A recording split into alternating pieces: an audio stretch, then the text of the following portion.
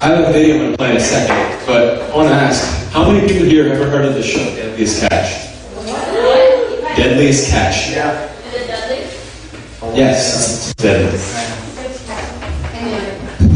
So it's a fishing show. These guys are on a big fishing boat in the big open waters. And I'm going to play you guys a video from that for a second. Oh, I got it. There we go. You did it, Kayla! Kayla, what did you do? I don't know how to do it. I got this. Click on the full screen part. I got this. Bear with me. There you go.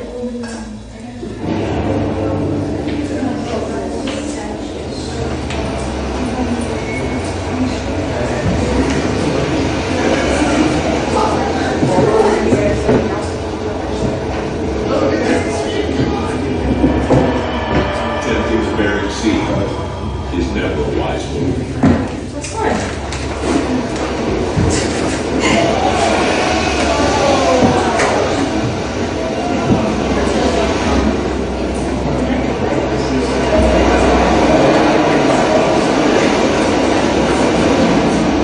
A 20-foot monster dwarfs the man.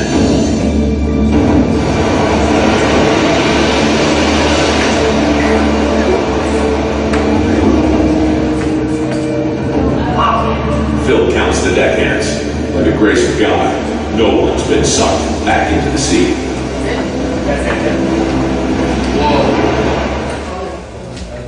Do we get back, exit out of it before the next thing plays? Because I don't know what the next thing's going to be.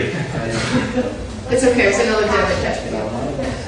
They're trying to catch fish, but that's not the point of that video. What is That's why they call it Deadliest Catch. Really, Yes. Miranda? What did you think? You are brilliant, Miranda. Thank you so much. So, the reason I played that video for you guys, there's a couple reasons. One, I want you guys to have that in the back of your mind as I go through this message, as I go through this sermon today. Have that in your mind. And the second part, you'll find out at the very end, towards the very end of the message. So I guess you guys have to stay. Sorry. So in that video, they said that was a 20-foot wave. Now those boats aren't small boats, they're very big, but that's actually a small wave compared to some of the things they face. These guys face waves up to 30, 40 feet on a regular basis. They're very deadly waves that are very dangerous for them. And I want you guys to remember that throughout this sermon. Remember that image, the water flowing into the boat, the water coming over the boat, the storms beginning to hit there. Tonight, the title of the sermon is In the Midst. And before I get started, I'm going to pray. Dear Heavenly Father, Lord, I thank you for giving us the opportunity to just come. I thank you, God, for sending your Spirit here and just being near to us and being with us. And Lord, I ask that you would have your way in the service, that it would be your word spoken tonight. In Jesus' name, amen. So the text I'm going to use tonight is out of Mark chapter 4, verses 35 through 40. The very first verse, verse 35 says, As evening came, Jesus said to his disciples, Let's cross to the other side of the lake. Now, when I would read this, I would usually just kind of skip over this part, kind of just read past it relatively quickly because it seemed relatively uninteresting to me. Like I knew what was coming next, and I wanted to get to the fun, exciting, adventurous part. So I kind of just would skip over this because we're going to the other side of the lake. It's not really that exciting to read. But it's actually such importance to this entire story. The whole story changes based on what is said in this specific verse. It gives new light to everything that we go through. It gives new light to everything that we go through in our life and in this story. See, the first thing that is done in this verse is a promise. Jesus gives us a promise and a destination. In fact, he gives us multiple promises in this one statement. He says, let's cross to the other side of the lake. In the Greek, that really translates to let's pass through or pass over. He's telling them, look, we're going to go to the other side. That's the first promise, the fact that they're going to make it to the other side. He gave them a destination, and he said, look, we're going to make it. That's the very first promise given. This story starts out with the promise. It starts off with the Lord saying, this is where we're going, and I want you to know we're going to make it there. You know, and I said when I read this verse, I would quite frequently pass over it. It's very easy to skip over the promise given to us in life. There's a lot of circumstances that may come up that may get us to begin to doubt the promise or begin to lose sight of the destination the Lord gave us. The Lord gives us all destinations in our lives. You might not know the final destination yet, but there's always a destination that you're working towards that the Lord has given you. It could be something big like you're going to be a missionary. It could be something big like you're going to go to some Hispanic country in South America. It could be something like you're going to be a youth pastor. You're going to lead a church. You're going to be in the business world. You're going to be in fashion. I don't know. It could be anything like this. Something small as maybe you're going to go and share the gospel with the person sitting next to you on the bus or on the plane. There's a destination over all of our lives. And it's so easy for us to begin to overlook that destination. To begin to overlook the promise that the Lord has given us. You see, the second promise that's made in this first verse is, he says, let's cross to the other side. He uses himself in that. He said, we are going. Let us go. So in the journey you're facing this life, in your journey, in your walk to get to the destination, in your pursuit of achieving what the Lord has placed on your lives, you can know that the Lord is going to be with you. The Lord is going to be here in the midst of everything with you. He told the disciples, let us go to the other side. So he's saying, no matter what we go through on this journey, no matter the ups or the downs, no matter what we face, I'm going to be there. See, God wouldn't tell us to go somewhere that He wouldn't go with us. He's not going to tell us to go and do something and then say, I'll be here when you get back. He didn't tell me, hey, look, get in the boat. I'll meet you on the other side. Good luck making it across. He got in the boat with them. He got in the journey with them and said, I'm going to be here every step of the way. That's another promise that's so often overlooked. We begin to see our struggles. We begin to see our storms. And we begin to lose sight of the promise that God is with us. That God will never leave us nor forsake us. We begin to get into this terrible time in our lives and begin to say, well, God, where are you? Where were you when this happened? He's right there with you in the midst of all we go through. That's the promise that so many people tend to overlook. You see, that usually only happens in our Christian walk, though. Losing sight of the destination, losing sight of these promises. In a regular life, it's very easy to maintain that. For example, if you get on an airplane, you know where you're going. You don't get on the airplane and then suddenly forget that you're traveling to Los Angeles. You know where you're going. Okay, besides Caleb. So, for example, last year we got on the plane to go to Ukraine. We all knew where we were headed. Hopefully. We got on the plane knowing, look, our destination is Ukraine. Same thing when you get in a car with somebody. Usually, you know where you're going. They might say, look, we're going to Tampa today. We're going to Orlando today. And then you get in the car and you know that's ultimately should be the final goal. Yes, you would hope.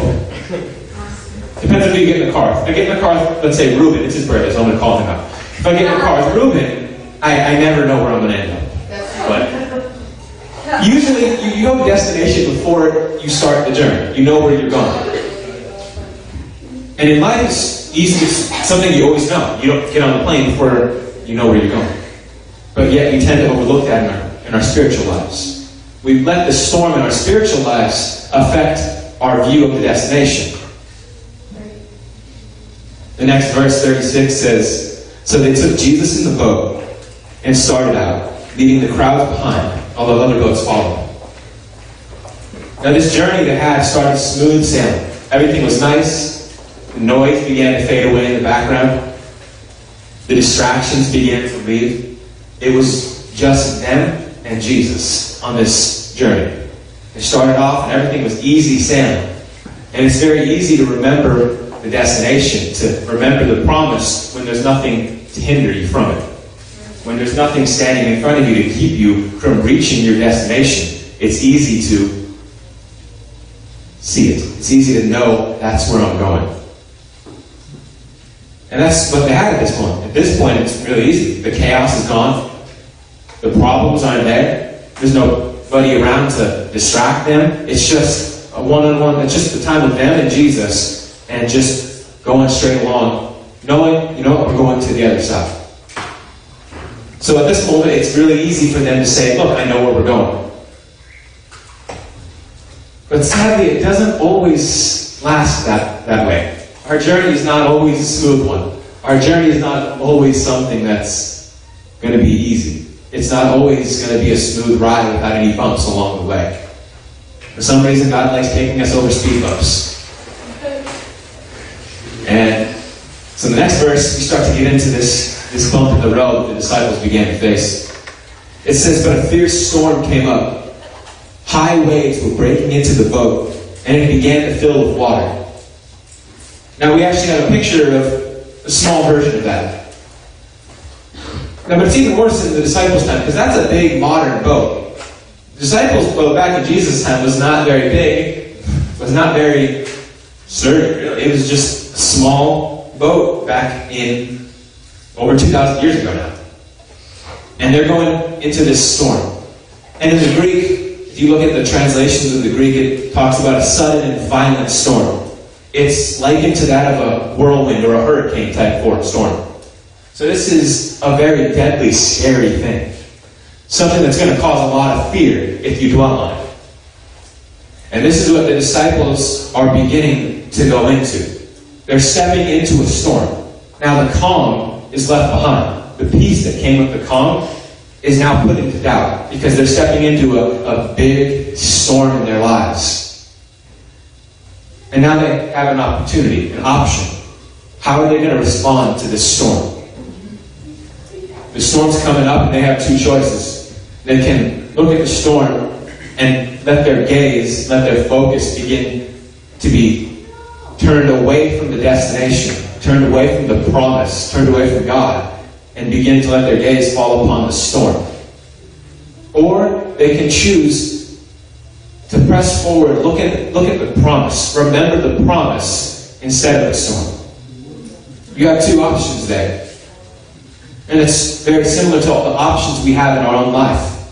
When we face a difficulty in our journey, we're going to have two options. We can begin to dwell on the difficulty. We can begin to dwell on the hardship and lose sight of the promise, lose sight of where we're going. Or we can remember the promise. We can keep our vision on where we're going and the promise that the Lord made us. There's always going to be that option, no matter the size of the storm, whether it's something really small or something massive and life-changing. You're going to have those same two options. There's no storm too little or too big for God to get involved in. Everything you go through and you face, the Lord, like I said at the beginning, is with us in it. And the disciples had that option. Jesus is with you. Are you going to look at Him or look at the storm? See, again, I used an example of an airplane earlier. Airplanes, again, when you get on the plane, usually, unless you're Masha or Kayla, you know where you're going. You threw yourself under the plane.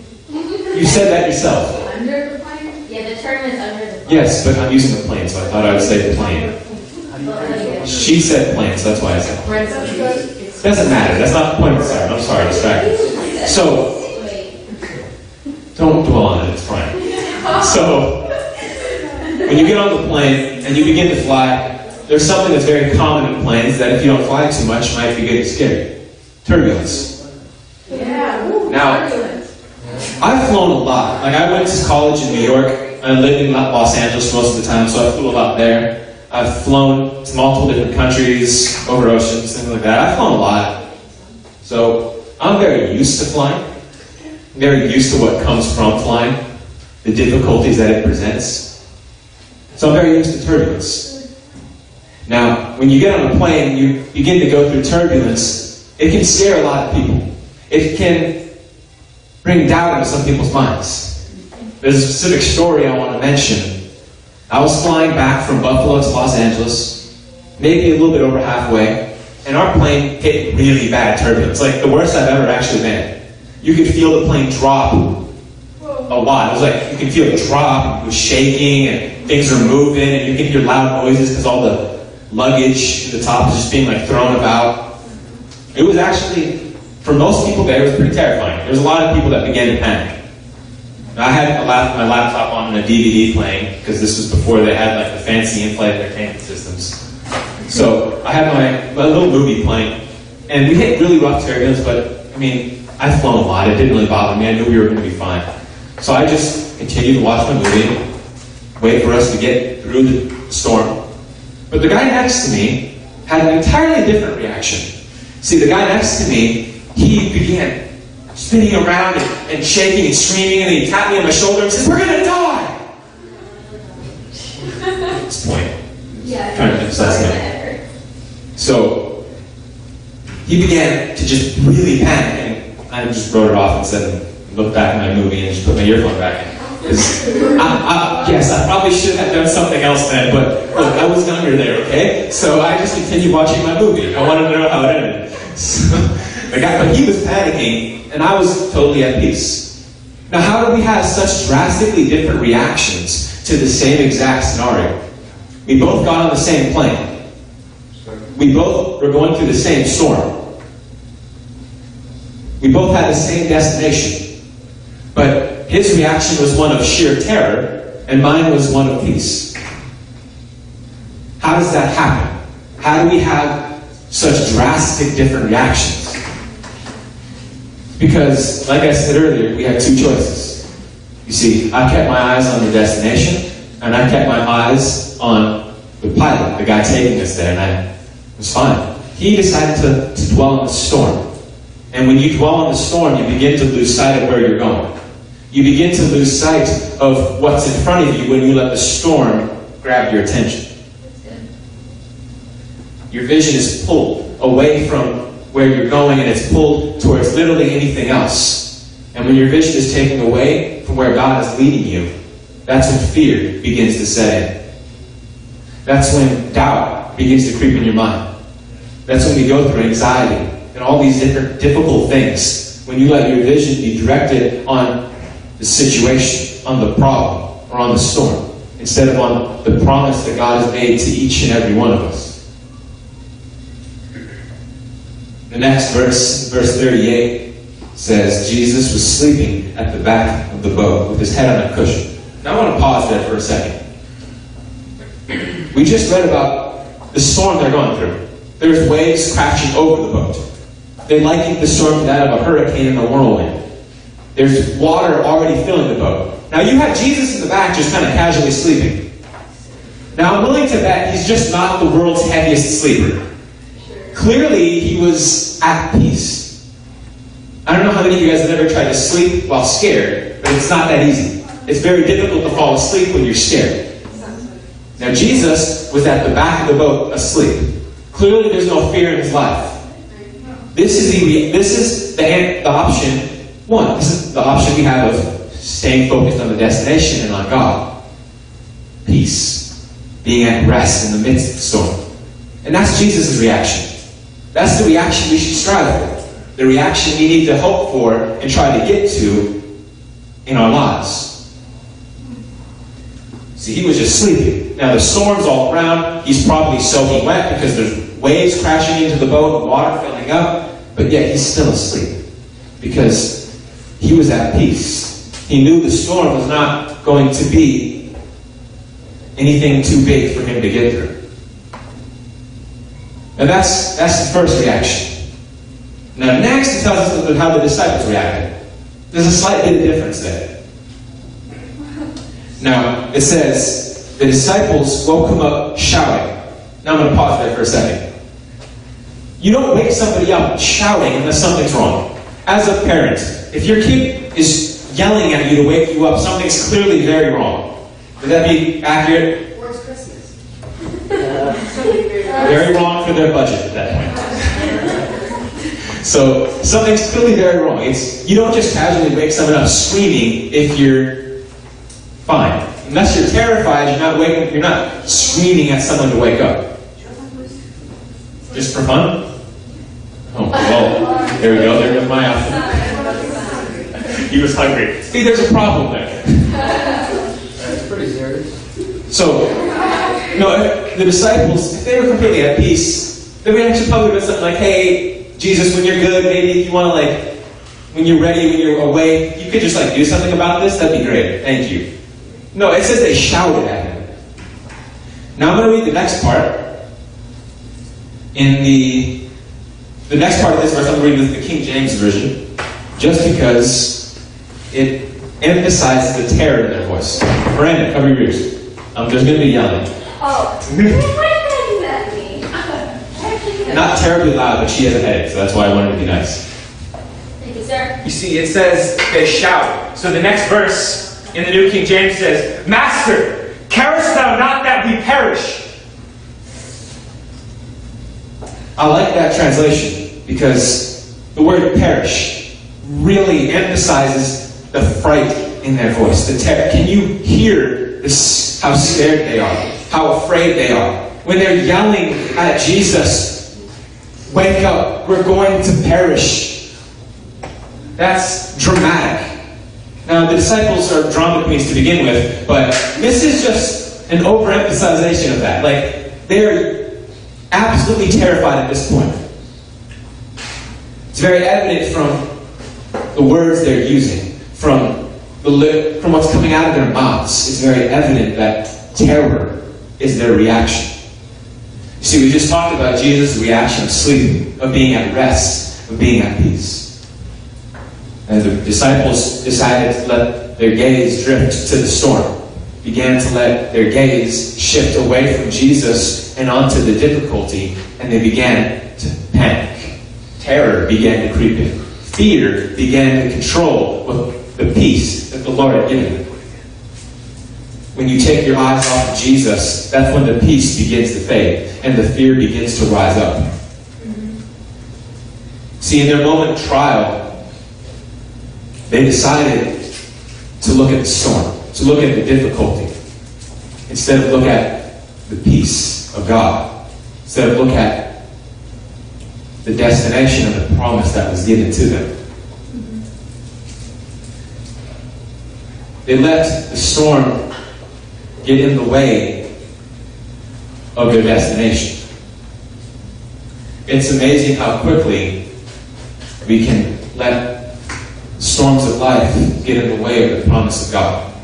It's amazing how quickly our vision, our gaze, can be directed off of God and onto the storm.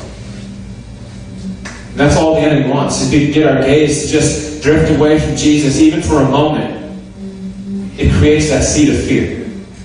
When our vision is no longer on God and our vision is placed on the storm or on the difficulty or on the problem in our lives, that seed of fear is planted.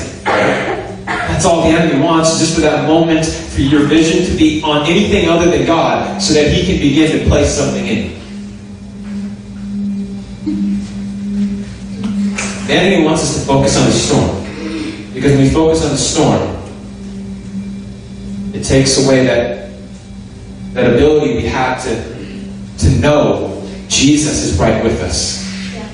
To know that in the beginning of this story, Jesus said, let us go. So in that storm, they weren't alone. In that problem, they weren't by themselves. The creator of the universe, the one who made all of us and everything around us, is with us when we go through the storm. Mm-hmm. But if we take our vision and place it on the storm, we begin to lose sight of the fact that he's right there with us. Yeah. Now, I showed the video of the deadliest catch. Now, another reason I showed you that, because it's actually the inspiration for this whole message. I heard a pastor over a year ago now. He gave an illustration. He has a friend who works as a cameraman on the Deadliest Catch. So he's on the boat when they go through these 20, 30, 40-foot waves, when they go through these giant storms. He's on the boat with them. And he asked his friend, well, when you go through these storms, aren't you afraid? Don't you get scared when these big waves come and start crashing over the boat? And he said, no.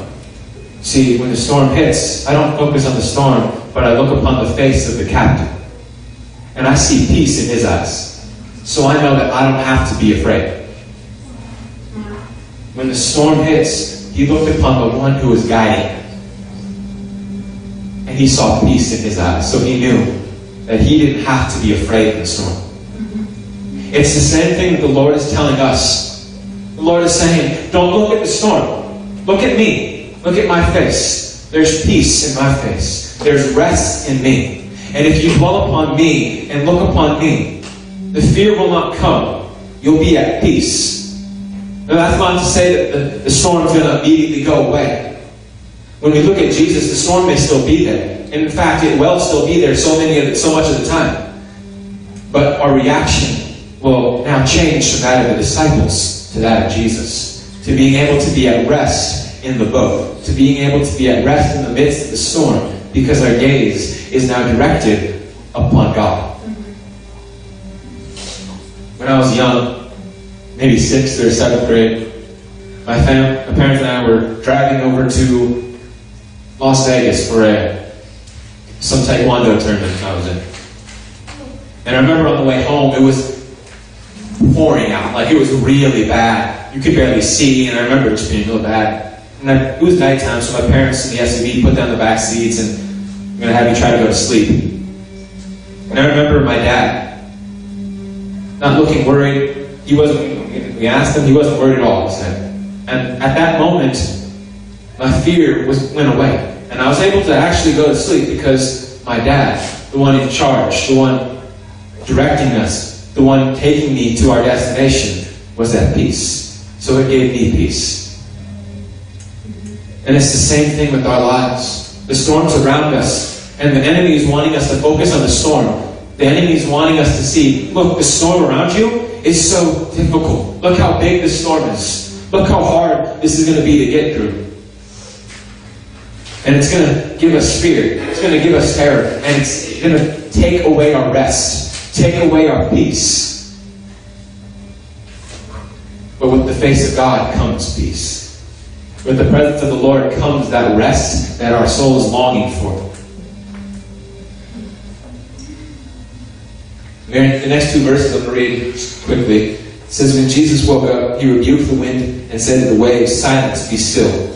Suddenly the wind stopped, and there was a great calm. Then he asked them, why are you afraid? Do you still have no faith? Now the first part of that, there's sermons all over on.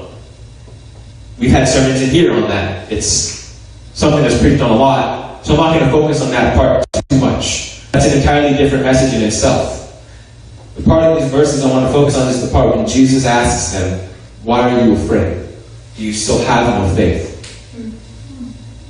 His reaction to being woken up was questioning the disciples' faith. Yes, he helped them out of the situation. But the first thing he did after was, why are you afraid? You have no faith. He's showing that faith in that situation, on faith in the promise, that reaction of the disciples would have been different. If you keep faith in the promise, the terror and the fear won't set in the first place. He questioned their faith because they let the storm take their vision. When the storm takes our gaze away from God, we begin to lose faith in the destination and begin to lose faith in the promise. If we dwell upon the difficulty, our faith is beginning to go down. Our faith is beginning to be taken away from what's in front of us and where we're going. Going back to the plane illustration I've been using this whole night. I got on the plane, and when the turbulence hit, and I shared that story, I was at peace. I had faith in the pilot's ability to navigate the storm and get me to my destination. When I get in the car with somebody, I have faith that they're going to get me safely to where they say we're going to go. It's very easy to have faith and trust in somebody who's taking you in this life. The Lord was speaking to me when I read this message and said, you have faith in the pilot to take you through the storm. Why do you not have faith in me when you face a spiritual storm? It's so easy to have faith in someone who's driving you or taking you around. But yet immediately after that, we can go through a difficulty, go through a hardship, and we begin to say, God, where are you? And we begin to say, I don't think I can get through this. God, I don't think I can get to this destination because of this reason and this reason. We begin to lose faith in God, even though we have faith in man. If I can have faith in man, how much more should I have faith in God? See, this message is really personal to me. Because fear is something that almost derailed my entire ministry before it started. I've shared my testimony a lot with you guys. And I got called to ministry at a young age. And I put it aside because I wanted to go my own direction. And I graduated college.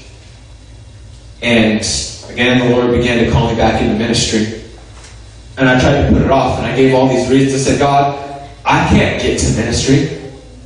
And I gave him reasons. I said, God, I'm in so much debt. I'm in a lot of debt after graduating college. I can't possibly get through this.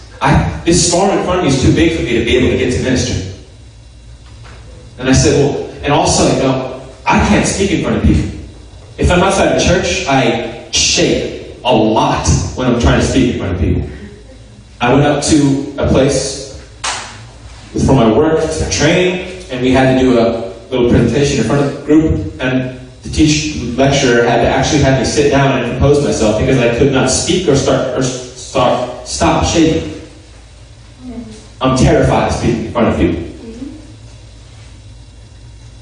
And I told God that. I said, God, I can't speak in front of people, and I'm in so much debt. You clearly are confused. You chose the wrong person. Maybe you meant for the person next door. It's clearly not me.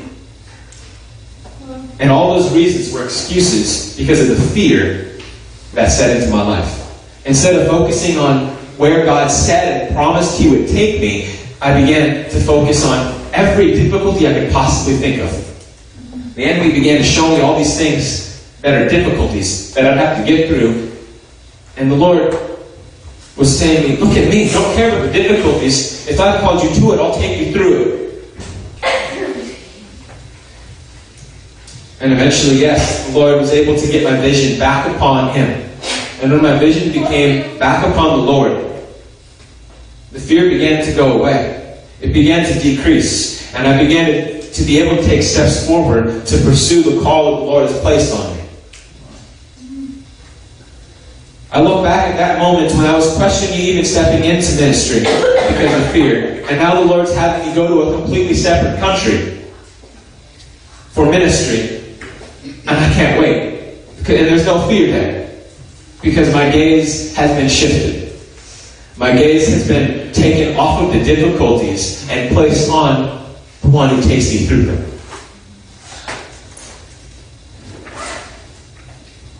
So we're called to look upon the face of God when we're in the midst of the storm. Yeah. Masha, would you come back up? I'm going to wind down in a moment. In a second, we're going to have a time to worship at the altar. But before we get there, there's a couple things I want to leave you guys with. So I talked a lot today about our gaze being directed at God, about how the storm wants to take our vision away from God. And as I was thinking about this, and as I was writing this, the Lord spoke to me and said, it doesn't matter what the storm is. Don't look at the storm. It doesn't matter how big it is. It will never be bigger than God. The storm will never surpass the size of our God, the strength of our God. The storm will never be too much for our God to handle. He says, don't look at it, look at me, because I'm bigger than it, and I will always be bigger than it.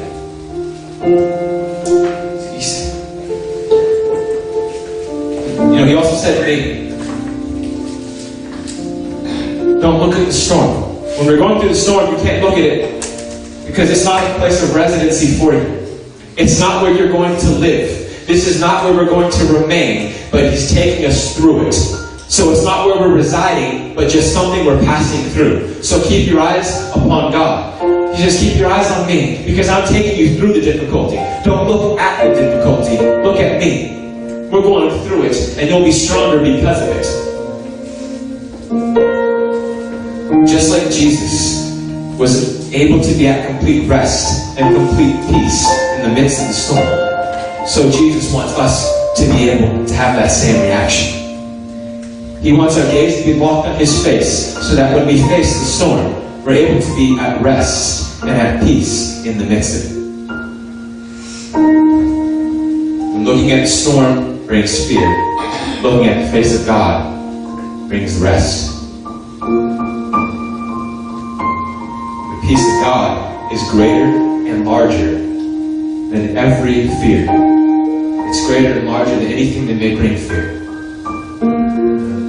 It's just a matter of focus. What we're focusing on. If you focus on the fear, it's going to seem larger than the peace. I can put my finger in front of my eye and have it look bigger than the moon. It's all about what we're focusing on. Are you focusing on the problem, or are you focusing on the solution? Today, God wants to break off fear. I've had it on my heart for a while that God is going to be breaking fear off our generation. That God is going to be breaking the hold of fear off of our lives. And I believe He wants to do that tonight in our youth group. That He wants to break the hold that fear has on each and every one of our lives. He wants to grab our focus and turn it back towards Him. So today we're going to have a little time of worship. We're going to have a time where we can just come to the altars and have God do the hymn. See, there's so many times where it's necessary and so amazing to have someone at the front lay hands on you. But I feel the Lord saying that He is laying hands on us. So I want to open up the altars to come and join us, to come and join me, because I'm going to be the first one up here, because I know I'm needed in my life. He wants to break the hold that fear has. And He says, come to me, into my presence. And He's going to break that fear. So I'm going to pray, and I'm also going to lead us. Dear Heavenly Father, God, I thank You, Father, for Your love for us. I thank You that You never send us into a situation without You. That You never tell us to go somewhere where You are not. I thank You that You are always with us. No matter what we go through, no matter if it's the mountaintop or the valley low, our God is in the midst of it with us. Our God is there with us. Lord, I pray that You would help our focus and our gaze be locked upon You and upon Your face. Be locked upon Your promises. Because when we look at You, peace is going to surpass every fear. Lord, I ask that You would just remove the fear from our lives. That You would take that fear and rip it out and place Your perfect peace inside each and every one of us. In Jesus' name.